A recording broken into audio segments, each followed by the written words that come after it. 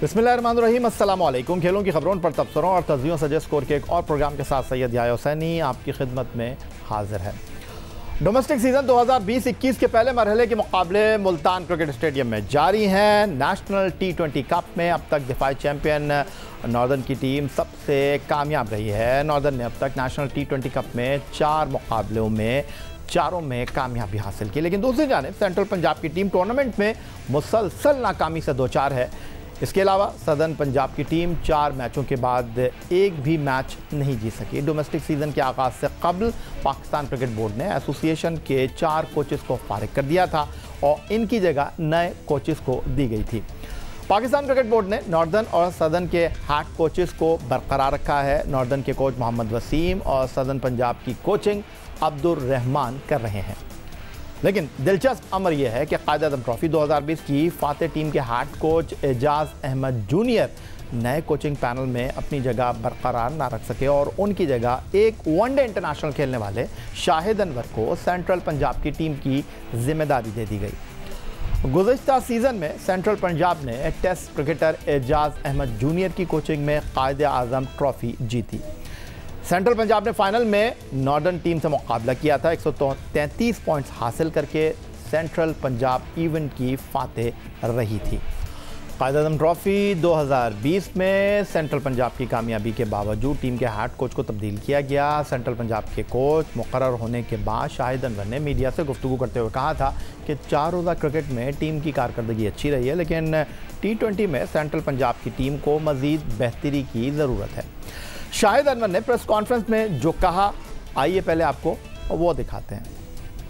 Central की team का थोड़ा सा ओवरव्यू आपके साथ मैं बता दूं कि जो भी हमने देखा सिलेक्शन प्रोसेस रिगार्डिंग और प्लस ये कि फ्यूचर प्लानिंग, एक आधा मिनट लूंगा इसमें। ज़बरदस्त हमारी team, last year champion team Quaid-e-Azam trophy की, और बड़े टॉप के टैलेंटेड प्लेयर हैं, टेस्ट क्रिकेटर्स हैं, बीच में आपने देखे होंगे।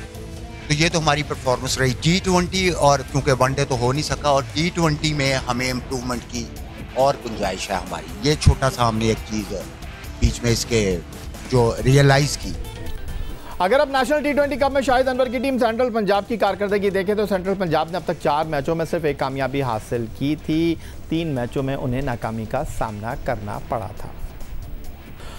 एक जाने पाकिस्तान क्रिकेट बोर्ड ने डिजिटल मीडिया और टीवी शोज़ में पाकिस्तान क्रिकेट बोर्ड की पॉलिसियों पर तनकीद करने वालों को बतौर कोचेज़ एसोसिएशन से वाबस्ता कर दिया। नेशनल T20 में टीमों की परफॉर्मेंस के बाद अब पाकिस्तान क्रिकेट बोर्ड की जानिब से कोचेज़ की गई तैनाती पर कई सवालात खड़े हो रहे हैं कि अगर नेशनल T20 कप 2019 में नॉर्दर्न की टीम को कामयाबी दिलवाने वाले मोहम्मद वसीम को बरकरार रखा जा सकता है, तो एजाज अहमद जूनियर, जिनकी टीम ने पाकिस्तान के प्रीमियर टूर्नामेंट में कामयाबी हासिल की, उन्हें फारिग क्यों किया गया। इस पर यह सवाल भी जन्म लेता है कि नेशनल T20 और कायद-ए-आज़म ट्रॉफी 2 मुख्तलिफ फॉर्मेट के टूर्नामेंट्स हैं और सेंट्रल पंजाब की परफॉर्मेंस गुज़िश्ता सीज़न में इंतहाई मायूस कुन रही, तो फिर सदर्न पंजाब के कोच अब्दुर रहमान को बरकरार रखने की वजह क्या है, जिनकी टीम कायद-ए-आज़म ट्रॉफी में 4थे नंबर पर रही और गुज़िश्ता नेशनल T20 कप में वो सिर्फ 2 मैच जीत सकी और हालिया सीज़न में उनकी टीम नाकाम रही है। अब कुछ बात कर लेते हैं नौजवान विकेट कीपर बैट्समैन रोहेल नज़ीर की। नेशनल T20 कप में रोहेल नज़ीर नॉर्दर्न की टीम की नुमाइंदगी कर रहे हैं। नेशनल T20 कप में जहां नौजवान बैट्समैन की कारकर्दगी ऐसी है जिसको लोग देखना चाहते हैं, क्या वो अपनी सलाहियतों का मुज़ाहरा कर रहे हैं, क्या वो अपनी सलाहियतों को मनवा रहे हैं। दूसरी जानिब पाकिस्तान अंडर 19 टीम के कप्तान रोहेल नज़ीर को टूर्नामेंट में प्लेइंग 11 में तो शामिल किया गया है, लेकिन उनको बैटिंग करने का मौका मिल नहीं पा रहा है। नेशनल T20 कप 2020 में रोहेल नज़ीर ने 4 मुकाबलों में टीम की नुमाइंदगी की है, लेकिन 4 मैचों में सिर्फ एक मैच में रोहेल नज़ीर को बल्लेबाजी करने का मौका मिला। सेंट्रल पंजाब के खिलाफ 8 गेंदों पर रोहेल नज़ीर ने नाकाबिल शिकस्त 21 रन स्कोर किए थे। नौजवान विकेट कीपर बैट्समैन रोहेल नज़ीर कौमी अंडर 19 टीम के बैटिंग सुतून समझे जाते हैं। रोहेल नज़ीर पाकिस्तान सुपर लीग में मुल्तान सुल्तान की नुमाइंदगी भी करते हैं, लेकिन इसके बावजूद उन्हें नेशनल T20 कप में बैटिंग पिचेस पर ऊपर के नंबरों पर मौका नहीं दिया जा रहा है। 2020 में होने वाले अंडर 19 वर्ल्ड कप में रोहेल नज़ीर की अगर कारकर्दगी देखी जाए तो रोहेल नज़ीर ने अंडर 19 वर्ल्ड कप के 5 मैचों में 111 रन स्कोर किए। रोहेल नज़ीर वर्ल्ड कप में पाकिस्तान की जानिब से ज़्यादा रन बनाने वाले दूसरे बैट्समैन थे। रोहेल नज़ीर ने भारत के खिलाफ सेमीफाइनल में 62 रन की इनिंग्स खेली थी। अब नेशनल T20 के बाद पाकिस्तान क्रिकेट टीम के जिम्बाब्वे के ख़िलाफ़ T20 और वनडे सीरीज़ की बात कर लेते हैं। इम्कान है कि जिम्बाब्वे के ख़िलाफ़ नेशनल T20 कप में उन खिलाड़ियों को मौका दिया जाएगा जो कि नेशनल T20 कप में उम्दा कारकर्दगी का मुज़ाहरा करेंगे। दूसरी टीमों में जहां नौजवान बैट्समैन इस मौके का फ़ायदा उठाते हुए कारकर्दगी का मुज़ाहरा कर रहे हैं, नॉर्दर्न के कोच मोहम्मद वसीम रोहेल नज़ीर को बैटिंग का मौका फ़राहम नहीं कर पाए हैं। जहां रोहेल नज़ीर ने 21 रन स्कोर किए, सिर्फ एक मैच में उनको बल्लेबाजी का मौका मिला, वहां रोहेल नज़ीर ने 8वें नंबर पर टूर्नामेंट के वाहिद मैच में बैटिंग करके ख़ुद को मनवाया। और रोहेल नज़ीर अंडर 19 में टॉप ऑर्डर के बैट्समैन हैं, लेकिन कोच मोहम्मद वसीम उन्हें ऊपर के नंबर पर खिलाने के फ़िलहाल रवादार दिखाई दे नहीं रहे। दूसरी तरफ 4 मैचों में नॉर्दर्न की जानिब से रोहेल नज़ीर से कबल मोहम्मद नवाज़ को बैटिंग करने का मौका दिया गया। रोहेल नज़ीर एक विकेट कीपर बैट्समैन है। दौरा इंग्लैंड में उन्हें रिज़र्व खिलाड़ी के तौर पर भेजा गया था क्योंकि मोहम्मद रिजवान का कोविड-19 टेस्ट पहले मुस्बत आया था, लेकिन रोहेल नज़ीर इंग्लैंड में सिर्फ प्रैक्टिस ही कर सके। अब मोहम्मद रिजवान जो खैबर पख्तूनख्वा के कप्तान हैं और बतौर ओपनिंग बैट्समैन मैदान में उतर रहे हैं। दूसरी तरफ रोहेल नज़ीर हैं जो कि नेशनल T20 कप में रन्स स्कोर करने की ख्वाहिश रखते हैं, लेकिन उनके लिए बात विकेट कीपिंग से आगे बढ़ नहीं रही है। जिम्बाब्वे के ख़िलाफ़ उनको मौका कैसे मिलेगा अगर सेलेक्टर और नॉर्दर्न के कोच मोहम्मद वसीम उनको बैटिंग का मौका नहीं देंगे। लेकिन मौजूदा हालात में सेलेक्टर मोहम्मद वसीम अपनी टीम के बासलाहियत विकेट कीपर बैट्समैन को ऊपर के नंबरों पर ऐसा दिखाई दे रहा है कि फ़िलहाल मौका देना चाह नहीं रहे। दूसरी जानिब पाकिस्तान क्रिकेट टीम के चीफ सेलेक्टर और हेड कोच मिसबाउल हक सेकंड 11 टूर्नामेंट के मुकाबलों को देखने और खिलाड़ियों की कारकर्दगी का जायज़ा लेने कदाफ़ी स्टेडियम लाहौर पहुंचे। इस मौके पर मिसबाउल हक का कहना है कि जिम्बाब्वे के खिलाफ सीरीज़ के लिए खिलाड़ियों का ऐलान नेशनल T20 कप मुकम्मल होने के बाद 19 अक्टूबर को कर देंगे। चीफ सेलेक्टर ने यह भी कहा कि अच्छी कारकर्दगी का मुज़ाहरा करने वाले खिलाड़ियों को जिम्बाब्वे और न्यूजीलैंड के खिलाफ मौका दे सकते हैं।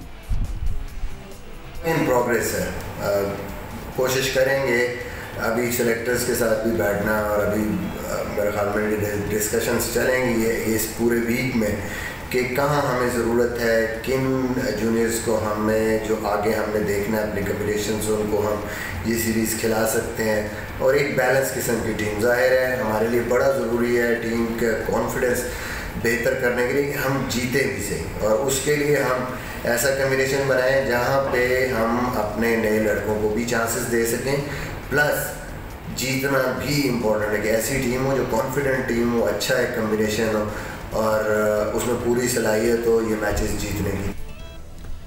मिसबाउल हक पाकिस्तान क्रिकेट टीम के हेड कोच चीफ सेलेक्टर कह रहे हैं जिम्बाब्वे और न्यूजीलैंड के ख़िलाफ़ मुकाबलों में नौजवान और उभरते हुए खिलाड़ियों को मौका देकर मुस्तकबिल की टीम बनाने की हिकमत अमली जो है वो जहन में रखते हैं।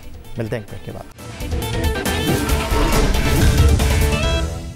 राशिद लतीफ़ एकेडमी के नाम से मशहूर कोरंगी का क्रिकेट ग्राउंड जानवरों के बाड़े में बदल गया। ग्राउंड की घास इतनी बढ़ गई है कि अब वहां गाय, बकरियां और दुम्बे पलने लगे। मरकजी इमारत भूत बंगले का मंजर पेश करने लगी। करोड़ों की लागत से तैयार किया जाने वाला ग्राउंड अदम तौजी के बायस चंद सालों में ही खंडर बन गया है।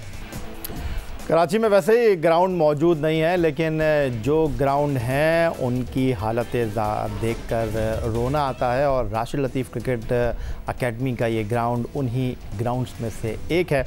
और इस ग्राउंड पर ये रिपोर्ट तैयार करने वाले जियो न्यूज़ के नुमाइंदे अतीकुर रहमान हमें ज्वाइन कर रहे हैं। अतीक, खुशामदीद कहेंगे आपको, और ये बताएं सबसे पहले कि कराची में कितने ग्राउंड्स हैं और ये जो राशिद लतीफ़ क्रिकेट ग्राउंड है आखिरी बार आपका यहाँ जाना कब हुआ था कोविड-19 से पहले? क्योंकि बल्दिया के एडमिनिस्ट्रेटर तो कह रहे हैं कि जनाब ये कोविड की वजह से हालत हुई है। या खाली कोविड कोई कोरंगी में था नहीं, पूरी दुनिया के अंदर था और कराची के कोई बेशुमार ग्राउंड्स हैं वो भी बंद थे। और वहाँ के एम्प्लॉयज़ को, जिस पे आप ही के प्रोग्राम में स्टोरी भी चली थी, जो एम्प्लॉयज़ थे वो भी परेशान थे, लेकिन काम कर रहे थे, कटिंग कर रहे थे ग्रास की, और जो भी विकेट को पानी देना या जो ज़रूरी काम होते हैं वो सब कर रहे थे। लेकिन अगर आप किसी ग्राउंड को ताले लगाकर बंद कर देंगे और अपने कब्जे में ले लेंगे और खिलाड़ियों के लिए वो दरवाजे बंद कर दिए जाएंगे। मैं यहाँ थोड़ा सा आपको रोकना चाहूँगा। अगर ताले लगाकर ग्राउंड को बंद कर दिया जाए तो आप ही की रिपोर्ट में हम देख रहे हैं यहाँ पर जानवर जो है वो घास चर रहे हैं, तो फिर ये जानवर कैसे अंदर आ गए? देखें, जो वहाँ पे पालने वाले हैं वो भी वहाँ पर घूम रहे थे, जो वहाँ पे रखवाली कर रहे थे इन जानवर की वो भी वहाँ मौजूद थे। दीवार फलांग के आ सकते हैं, छोटा दरवाज़ा जो है वो खुला हुआ था। मेरा दरवाज़ा बंद करने का मतलब ये है कि खिलाड़ियों को खेलने की इजाज़त नहीं थी। तो ये वो ग्राउंड है या कि मैंने इसको 2006 में भी देखा था कि जब घास जो है वो इससे ज़्यादा दुगनी थी और यहाँ पे टॉर्चर सेल था। मैंने यहाँ पर गोलियों के निशानात देखे थे इस ग्राउंड के अंदर और खून के निशानात भी देखे थे, लेकिन उसके बाद चंद 1-2 साल के बाद ये ग्राउंड राशिद लतीफ़ के हवाले किया गया था उनकी निगरानी में। फिर ये ग्राउंड बहुत जल्दी बन गया था, जगमग हो गया था ये ग्राउंड। रात में क्रिकेट होती थी, दिन में क्लब क्रिकेट होती थी, सुबह प्रैक्टिस हो रही होती थी। लेकिन ना जाने क्या हुआ कि 1 साल पहले ये ग्राउंड राशिद लतीफ़ से वापस ले लिया गया और उसके बाद फिर जो मैंने इस ग्राउंड को दोबारा बर्बाद होते हुए अब देखा है कि यहाँ पे ये बाड़े में तब्दील हो गया। बाड़े में ये ग्राउंड तब्दील हो गया है। पाकिस्तान क्रिकेट टीम के साबिक कप्तान राशिद लतीफ़ की एकेडमी कराची में इस वक्त काम कर रही है और वो एकेडमी जो है वो न सिर्फ नौजवान खिलाड़ियों की तरबियत के हवाले से काम कर रही है बल्कि वहाँ पर मुकाबले भी मुनक्किद किए जाते हैं।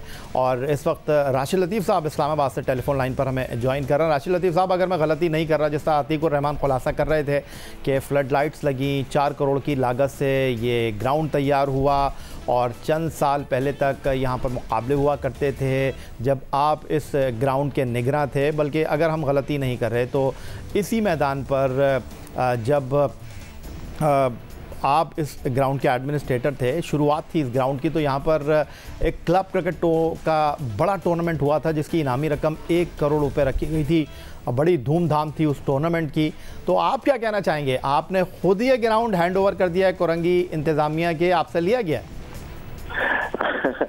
अस्सलाम वालेकुम अतीक और शुक्रिया कि आपने इस मौजू पे बात की, क्योंकि बहुत सारे ग्राउंड से इस हालिया मैनेजमेंट में, क्योंकि सिटी गवर्नमेंट अब सिंध डेवलपमेंट अथॉरिटी के अंडर में आ गई है, तो उसमें बहुत सारी चीजें हुई हैं कि तमाम ग्राउंड वापस लिए जा रहे थे, जिसमें हमारा गुलबर्ग का ग्राउंड भी था और नॉर्थ कराची भी था।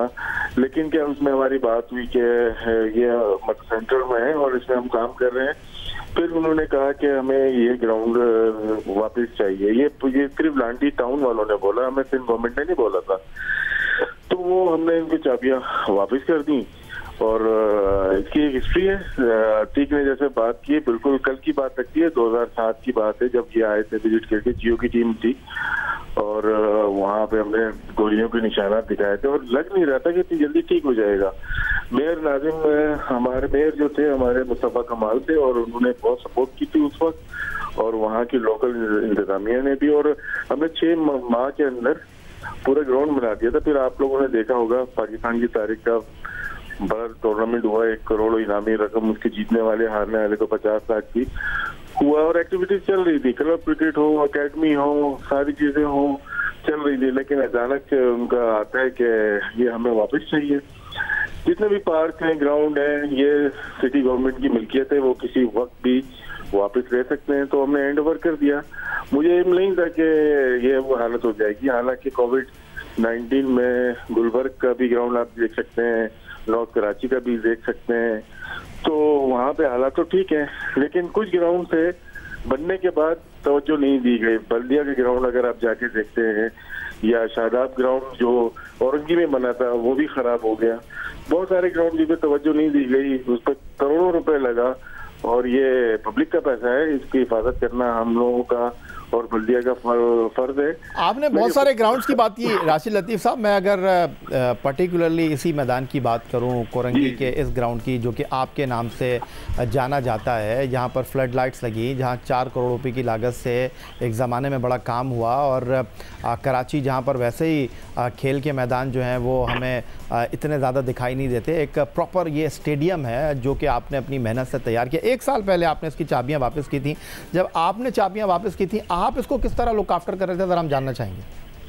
नहीं, बिल्कुल हमारे पास एम्प्लॉइज हैं, तकरीबन जो पिचेस बनाते हैं वो होते हैं, ग्राउंड की रखवाली करने वाले जो हमारा इक्विपमेंट है उसकी इक्विपमेंट की मैनेज किया जाता है आपको, क्योंकि अगर आपका रोलर नहीं चल रहा है, ग्रास कटर मशीन नहीं चली तो खराब हो जाती है। समंदर के किनारे मतलब कराची में खराब हो जाती है, तो वो सब खराब हो गया होगा। इन्होंने कोशिश जरूर की होगी लेकिन वो चीजें वो खराब हो गई होंगी जिसकी वजह से इनसे समझ नहीं पाया। और ये सारी चीजें मेरे नॉलेज में जब आई तो मैंने नाज़ुर हुसैन शाह जो बल्दियात के वजीर हैं उनसे मेरी बात हुई, उन्होंने बड़ा सपोर्ट किया, तो मैंने एप्लीकेशन भी दी हुई है, उन्होंने अप्रूवल भी दी है। लेकिन यहाँ पे मेयर कराची चेंज हो गए, एडमिनिस्ट्रेटर चेंज हो गए, बारिश हो गई तो बहुत ज्यादा प्रॉब्लम आ गए। लेकिन उन्होंने मुझे कहा है कि ये ग्राउंड हम आपको वापस दिलवाएंगे और इसको दोबारा से आप आबाद करें।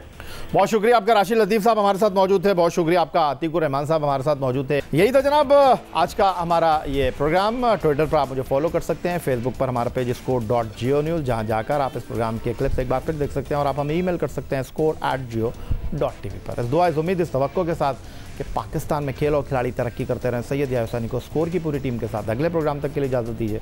अल्लाह हाफ़िज़।